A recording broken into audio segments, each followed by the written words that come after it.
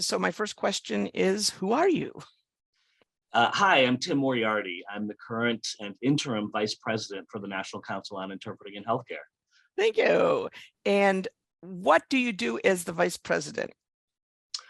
The vice president's role is very important. Obviously, the president is the person in charge, working collaboratively with the board of directors. But the vice president can fill in if the president is not available at any meeting, can call for votes and so forth. And in the event that the president had to step down for any reason, the vice president would step into that position and take over as president. Exactly. So on a monthly basis, what are the kind of meetings you have to go to, or the kind of decisions that you have to make? So on a monthly basis, there are several meetings that I participate in. One is with the president and the administrative staff meet on a regular basis to make sure that work is being done appropriately, to give instructions on what work should be done, and to hear about issues that have arisen and how best to deal with them.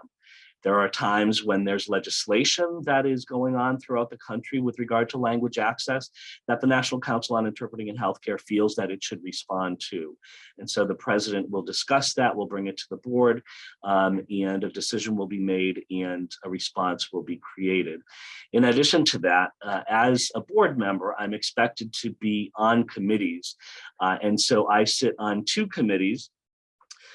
Currently, I'm the board liaison for the Organizational and Development Committee. Very exciting.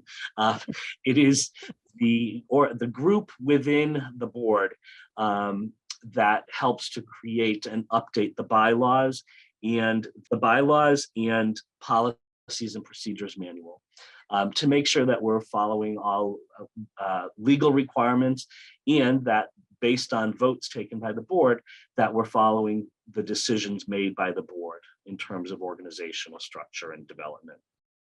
I'm also on the Outreach and Membership Committee, and within that committee, I'm on two different work groups. One is the social media work group, and I help with information for the primarily for the Facebook page and social media, as well as I am working on and the board liaison to the annual membership meeting work group.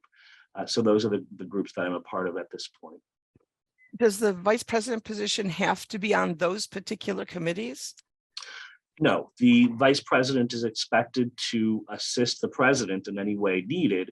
And one of those is by carrying out any task that the president feels needs to be done that he or she can't take care of themselves. And so there was a need for a board liaison to the annual membership meeting group. And so I volunteered, was voluntold to be on that committee. And I was happy to help. It's a great committee to participate on. Okay. And how do you feel about serving on the board of the council?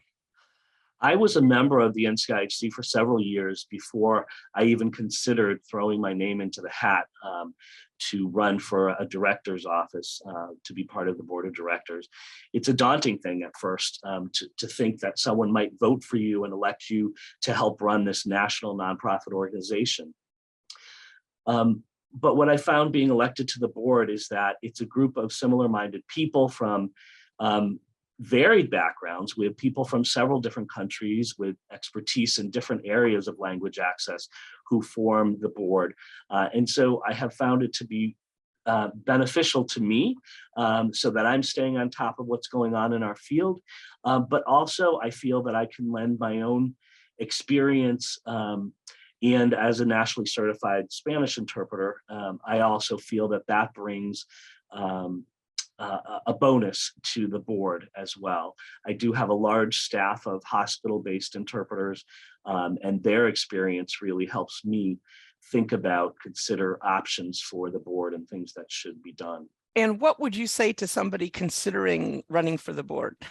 It's a little scary to think about running for a board, especially a national nonprofit. But in fact, it's a great group of people, and it's important work that needs to be done. And it's all volunteer work. So without someone stepping up and saying, okay, I would do that, if people feel that that I'm qualified to do that. And so it's important, if you have experience and interest, to say that you'd volunteer, or to allow someone else to nominate you. because we do always want fresh blood, fresh ideas to come into the mix so that we're not, and we do have term limits, but so that we're not staid and we're not looking back on things, but looking forward, thinking about technology, thinking about artificial intelligence and things that are coming down the road that are very important for us to pay attention to. As a board member of any nonprofit organization, it's really important to understand your role as someone who is responsible to the organization. So even though I'm coming from a big nonprofit hospital system, when I'm a part of the board and I'm making decisions on the board, it's important for me to think about what's best for the board, what's best for the National Council on Interpreting in Healthcare and their interests, not about how it would impact me as an administrator at a hospital, or as an interpreter for that matter. It's what's best for language access throughout the country without taking into consideration how it may positively or negatively impact me or my staff members. That's always, the conflict of interest piece is a really important piece that people need to consider and keep in mind.